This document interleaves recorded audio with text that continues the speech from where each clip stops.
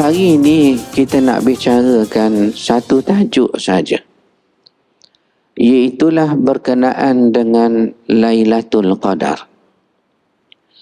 Bila sebut Lailatul Qadar, ulama kata Lailatul Qadar ni ialah Lailatul Hukmi. Lailatul Hukmi. Apa maksud Lailatul Hukmi? Iaitulah malam yang Allah tentukan takdir manusia. Bismillahirrahmanirrahim. Assalamualaikum warahmatullahi wabarakatuh. Alhamdulillah wassalatu wassalam ala Rasulillah wa ala alihi wa sahbihi wa man walah. Ashabul Fadilah, Tuan Imam kita, Tuan Bilal kita, ahli jawatan kuasa masjid kita yang berkat ini, ibu bapa muslimin muslimat, sama ada di dalam masjid ini atau yang mengikuti kuliah Jumaat kita di mana sahaja anda berada, didoakan dalam selamat berkat insya-Allah. Pertamanya syukur kepada Allah, panjang lagi umur kita. Inilah hari Jumaat yang terakhir dalam bulan puasa kita tahun ini. Imam Ghazali rahimahullah berkata, kalau dalam setahun tu beracun, ketahuilah bulan Ramadan itu penawar dia. Dan kalau dalam seminggu itu pula beracun, ketahuilah Jumaat itu penawarnya. Jadi lebih kurang kita dapat 3 kali, 4 kali lah lebih kurang Jumaat dalam bulannya puasa. Jadi inilah Jumaat yang terakhir. Inilah Jumaat yang terakhir. Baik. Hari ini kita nak bicarakan satu tajuk saja, iaitulah berkenaan dengan Lailatul Qadar. Bila sebut Lailatul Qadar, ulama kata Lailatul Qadar ni ialah Lailatul Hukmi. Lailatul Hukmi. Apa maksud Lailatul Hukmi? Iaitulah malam yang Allah tentukan takdir manusia. Makna kita ni, kata Ibnu Abbas, ditentukan takdir bagi setiap insan selama setahun. Maknanya tahun ni untuk ditentu takdir kita sampainya tahun depan. Dia bermula malam Lailatul Qadar. Malam Lailatul Qadar. Sebab tu dinamakan malam ini Lailatul Hukmi. Lailatul Hukmi. Dan antara takdir yang Allah tentukan pada malam Lailatul Qadar, iaitulah benda yang baik-baik saja. Ni kata Ibnu Abbas. Kata Ibnu Abbas, benda yang baik-baik sahajalah Allah tentukan pada malam Lailatul Qadar. Malam Lailatul Qadar.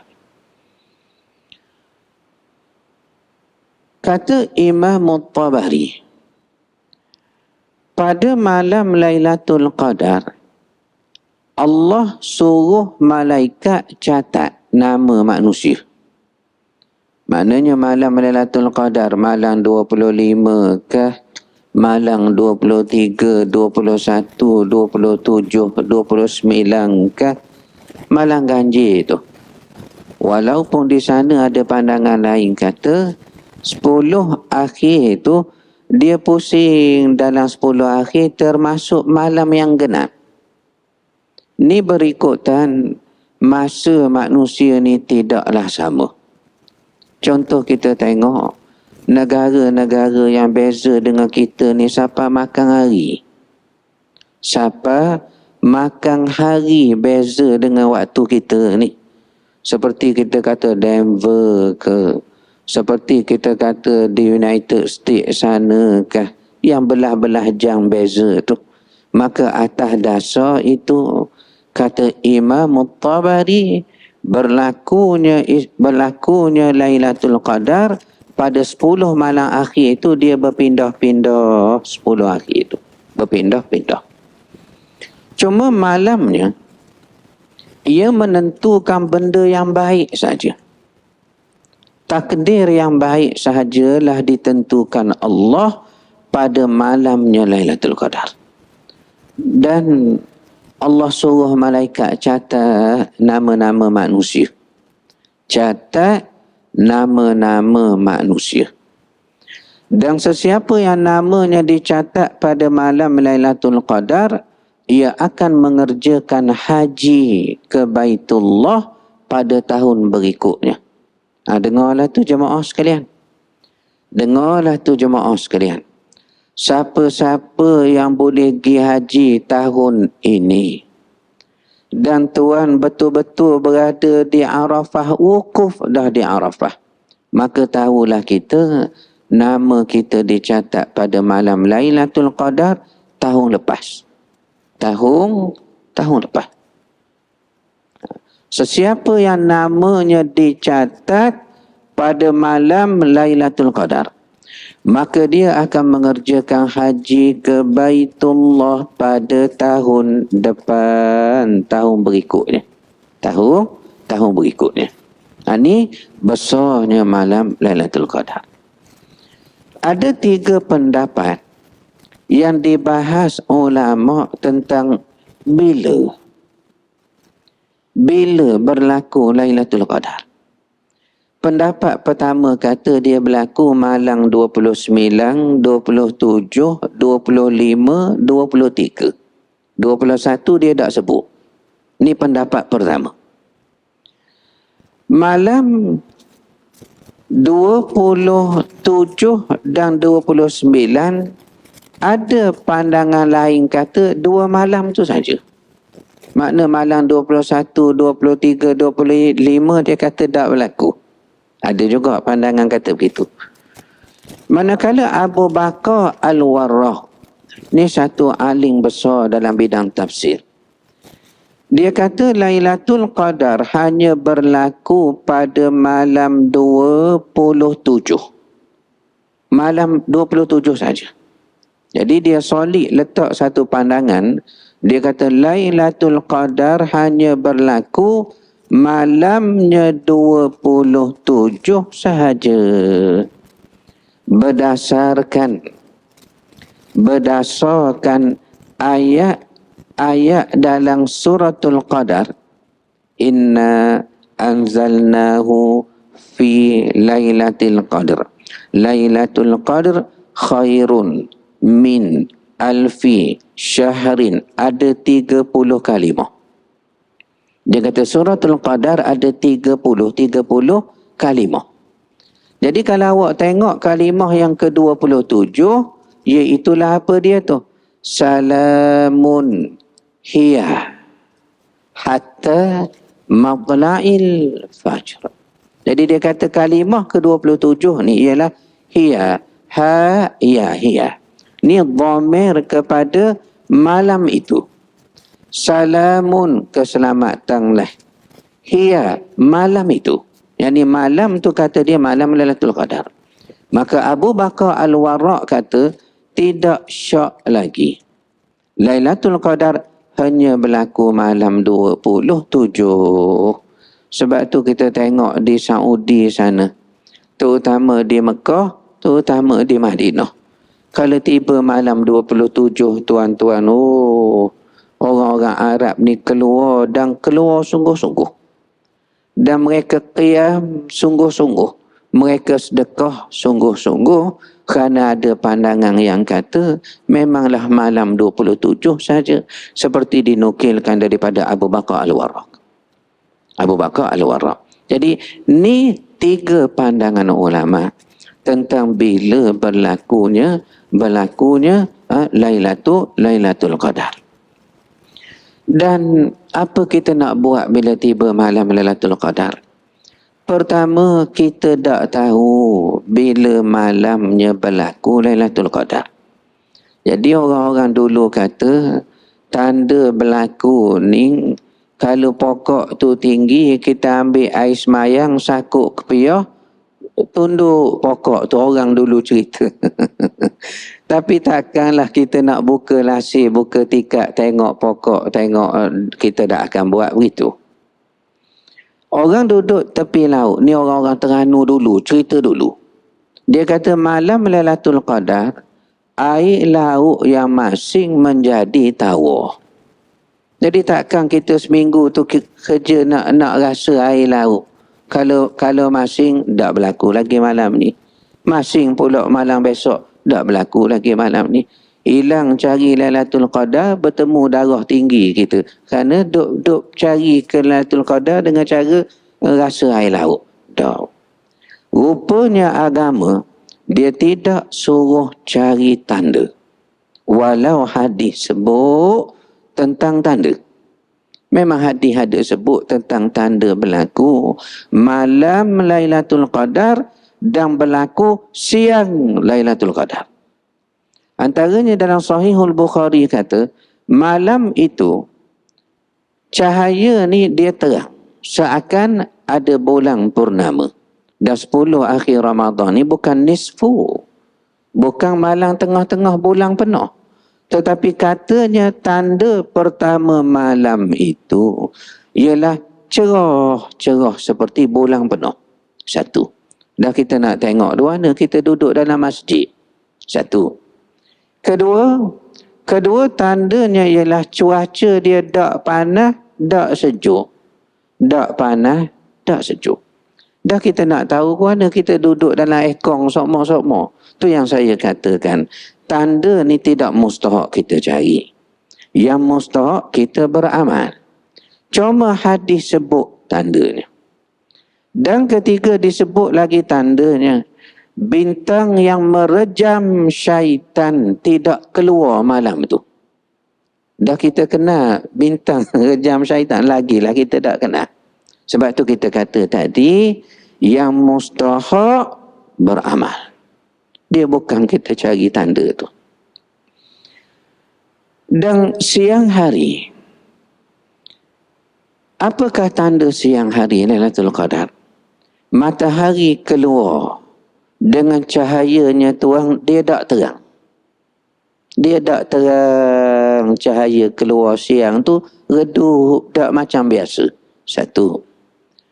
Kedua, syaitan tidak mampu keluar bersama terbitnya matahari pada hari itu. Jadi ada orang tanya, tidakkah riwayat berdasarkan hadis sahih itu kata bulan puasa ni syaitan iblis diikat? Jadi syaitan nak keluar guana pula dengan matahari pada paginya Lailatul Qadar. Maka adalah ahli tafsir kata, betul, syaitan diikat, iblis diikat bulannya puasa. Lalu dicampak ke dasar laut. Satu pendapat. Tetapi ada pendapat kata, diikat di sini ialah kekuatan iblis dan syaitan. Kerana banyaknya kekuatan syaitan dan iblis kepada anak Adam itu melalui syahwatnya dan melalui nafsu makan minumnya. Jadi bila kita ni tuang bukan bulan puasa, benda yang kita tak makan, kita nak makan belaka, menyebabkan jadi malah beramal, malah ibadat. Jadi kuat syaitan, lemah kita. Begitu juga syahwat. Maka ada ahli tafsir kata, diikat syaitan ni diikat kekuatannya. Diikat kuatnya. Jadi orang kata, kalau syaitan iblis diikat, yang orang buka puasa ada lagi tu, ni kita panggil nafsu. Kita panggil nafsu. Allamatu Sya'rawi rahimahullah alaihi menyebut, ni kita sebut sama dalam kuliah maghrib kita di masjid ni, masjid kita ni. Allamatu Sya'rawi ni satu alim besar dalam bidang tafsir. Alim Sya'rawi ni tuan-tuan, alimnya Sya'rawi Sehingga kerajaan Saudi pinjam Sya'rawi dari negaranya Mesir. Pinjam untuk dibawa ke Saudi dan mengajar ulama-ulama di Saudi. Bukan mengajar jemaah masjid, tak, bukan. Mengajar scholars di Saudi. Ni alimnya Allamatul Sya'rawi. Meninggal dah tuan lebih kurang 28 tahun yang sudah. Dan kerana alim dan besar jasanya, sanggup mari ke Saudi tinggal negaranya Mesir dan mengajar scholar serta rakyat Saudi itu dalam banyak lama tempohnya di Saudi. Maka kerajaan Saudi telah beri satu hadiah kepada Sya'rawi. Apa hadiahnya? Apa hadiahnya tuan-tuan? Kerajaan Saudi dia beri hadiah kepada Imam Sya'rawi. Apa hadiahnya? Hadiahnya ialah satu liang lahat di Jannatul Baqi'. Satu liang lahat kubur. Di mana? Baqi'. Allahu Akbar. Saya ingat sejarah orang Melayu kita ni yang disimpan di Baqi'. Ni perekat baru dah, perekat dulu saya tak tahu. Perekat baru ni. Sejarah orang tanah Jawi, tanah Melayu kita ni yang pernah disimpan di uruh jenazah di Jannatul Baqi' ialah satu orang pelajar magister, marhalah magister di Universiti Islam Madinah berasal dari Perak. Ustaz Khairun Nasihin namanya. Muda lagi tuan, meninggal aksiden di Tabuk. Umurnya ketika tu 30-an baru. Ni lebih kurang dalam 10 tahun kebelakangan ni. Meninggal di Tabuk dan disimpan di Jannatul Baqi'. Ni sejarah orang Melayu kita disimpan di situ. Tetapi Allamatul Sya'rawi, alimnya Sya'rawi, sehingga kerajaan Saudi nak beri hadiah kalau dia sanggup mari ke Saudi mengajar sekolah di Saudi. Dan hadiahnya apa dia yang saya sebut tadi? Satu liang lahat di Jannatul Baqi'. Di Jannatul Baqi'.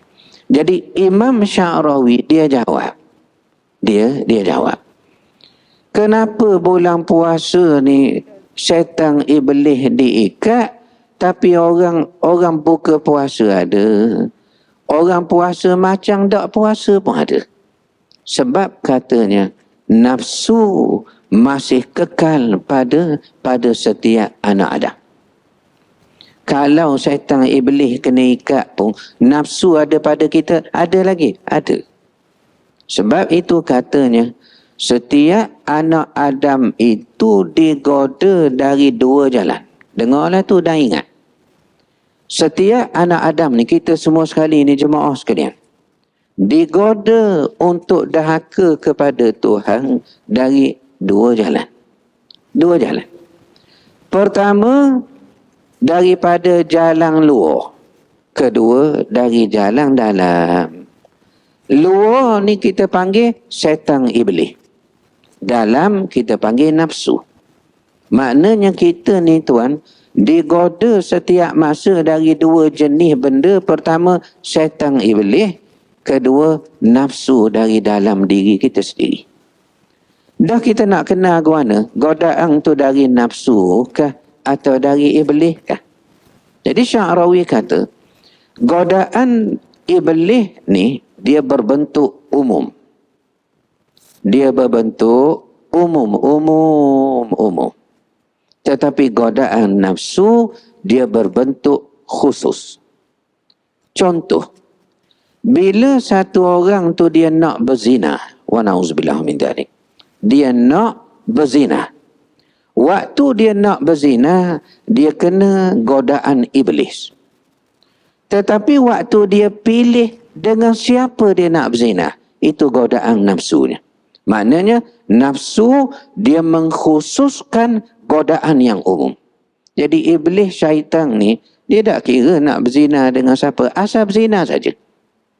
Tetapi nafsu dia memilih alang-alang dia buat jahat, dengan siapa dia nak buat jahat, jenis apa yang dia nak buat jahat. Ini antara bezanya godaan nafsu dan juga iblis. Jadi, kalau pun bulan Ramadan ni ada orang puasa macam tak puasa, mulutnya, matanya, tangannya, telinganya, sehingga Nabi kata ramai orang puasa tetapi mereka dapat lapar dan dahaga saja. Kerana apa? Kerana memang kalau pun iblis dan syaitan diikat, nafsu manusia tetap kekalah dengan mereka. Jadi sebab itu Nabi SAW sebut ada dua benda yang awak kena buat. Dua benda awak kena buat. Pertama, puasa untuk jaga syahwat. Kedua, baca Quran. Baca Quran. Jadi bulan puasa ni tuan, bulan turun Quran. Allah kata apa dia? Syahrul Ramadan alladhi unzila fihi al-Quran. Bulan Ramadan ini bulan turunnya Quran. Tiba-tiba bulan turun Quran, awak tak baca Quran. Agak ni saya tanya saja. Kalau bulan turun Quran, awak tak baca Quran, bulan lain awak baca Quran? Ni saya tanya saja. Jawabnya sudah tentu tidak. Kalau bulan turun Quran, dia tak baca Quran. Tentu bulan selain daripada Ramadan, lagilah dia tak baca Quran. Jadi Quran ni pula kata ulama, dia adalah satu kayu ukur apakah ada nifak atau tidak dalam hati seorang anak Adam. Jadi kalau bulan puasa, bulan turun Quran, tiba-tiba dia tak baca Quran, dia ada something wrong. Dia ada something wrong. Apa yang tak betul yang dia ada tu? Nifak. Dia ada nifak. Yang ni ciri-ciri kecil daripada sifat munafik yang besar. Jadi nifak ni tuan, dia diambil daripada kalimah asalnya nafaqah. Kita baca waqaf nafaqah. Tanya Arab di sini, dari mana kita ambil perkataan nifak, munafik? Daripada nafaqah. Nafaqah. Apa maksud nafaqah? Nafaqah ini ialah sejenis sarang binatang di tengah padang pasir. Ini dari segi sejarah dia. Nafaqah ialah sarang binatang di tengah padang pasir. Dan sarang yang kita panggil nafaq ni, dia ada dua lubang. Dua lubang, dua pintu. Dan orang munafik ni memang begitulah. Dia ada dua karakter. Waktu selamat, dia masuk lubang ni. Waktu bahaya, dia masuk lubang ni. Tu asalnya nafaqah. Jadi orang munafik ni, waktu begini, dia jadi begini. Waktu begini, dia jadi begini. Jadi, antara ukuran orang yang masih berpuasa, dia puasa. Cuma dia tak baca Quran. Dengar tu. Bukan dia tak puasa, dia puasa. Cuma something wrong dia apa dia? Dia tak baca Quran. Dr. Zin, dia tak baca Quran. La haula wala quwata illa billah. Bulan turun Quran, dia tak baca Quran. Kalau generasi dulu tuan tahu apa yang dia orang bincang sama sendiri. Awak khatam berapa kali? Generasi kita hari ni, kita bincang apa dia? Awak baca tak Quran? Teruknya kita sekarang. Terimalah hakikat. Teruk kita. Imam Syafi'i mengkhatamkan Quran setiap hari dalam bulan puasa sebanyak 2 kali. sebanyak 2 kali sehari. Dah Quran ni tuan berapa ayatnya?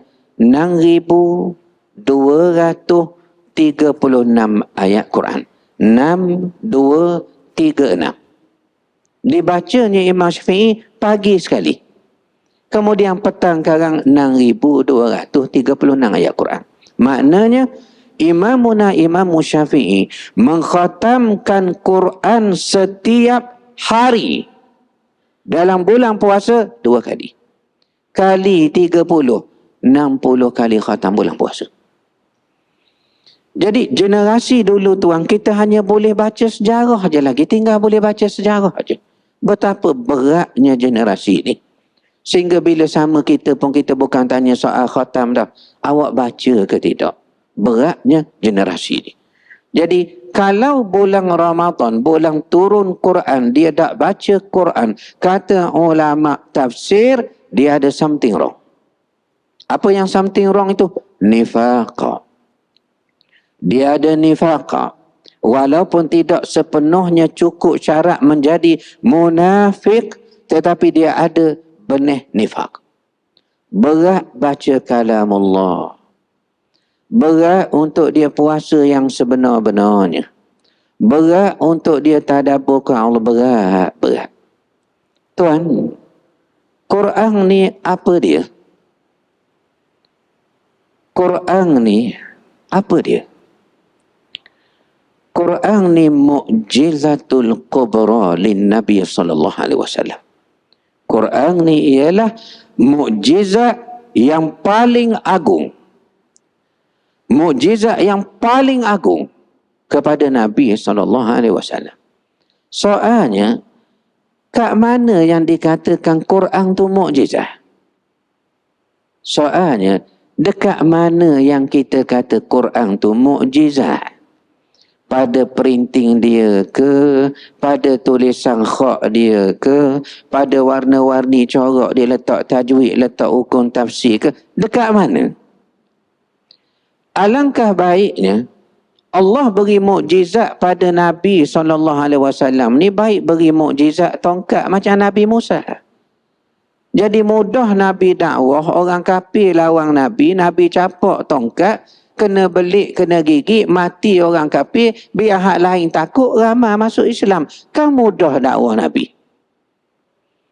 Ataupun lebih baik Allah beri mukjizat, miracle, mukjizat pada Nabi. Beri mukjizat macam Nabi Isa. Apa dia miracle of Jesus Christ son of Mary? Medical, perubatan. Mukjizat Nabi Isa ni dia bentuk perubatan medical. Sebab tu dikatakan dia tu Masih, Al-Masih, to anoint, Masih. Apa maksud Masih? Masaha yang menyapu, sapu. Bila dia sapu orang sakit kulit, baik kulitnya. Bila dia sapu orang pekak tak dengar, boleh dengar serta-merta. Setengah riwayat kata begitu. Bahkan lebih lagi, bukan soal sapu penyakit kulit orang pekak, orang bisu, bukan. Dia menghidupkan orang mati. Menghidupkan orang mati dengan izin Allah. Jadi baiklah Nabi SAW diberi mukjizat perhidup orang mati. Biar dihidupnya Abu Jahal, Abu Lahab, hidupnya Utbah, Umayyah bin Khalaf. Supaya mereka hidup, mereka boleh briefing orang-orang kafir yang ada lagi belum masuk Islam, supaya mereka masuk Islam. Kan senang dakwah Nabi. Tapi Allah tak beri pada Nabi mukjizat begitu. Lalu Allah beri apa mukjizat pada Nabi? Quran. Jadi sebab tu saya tanya jemaah sekalian, apa dia Quran tu? Sehingga dikatakan daripada 124,000 jenis mukjizat yang pernah turun atas dunia, Quranlah mukjizat Al-Kubra yang paling agung sekali. Jadi kat mana kita kata mukjizat agungnya Quran tu kat mana? Inilah soalan ni saya tinggal pada jemaah, saya tak boleh jawab. Sebab masa pun dah habis dah. Tuan balik fikirlah. Fikir kat mana dia kata mukjizat besar tu. Mudah-mudahan bertemulah jawapannya. Tahun depan saya mari pula. Saya tanyalah jawapannya, saya tinggal tahun ini. Wa sallallahu ala sayyidina wa habibina al-Mustafa wa ala alihi wa sahbihi ajma'in. Walhamdulillah rabbil alamin. Selamat menyambut Idul Fitri. Kullu am wa antum bi khair. Taqabbalallahu minna wa minkum salihul a'mal. Assalamualaikum warahmatullahi wabarakatuh.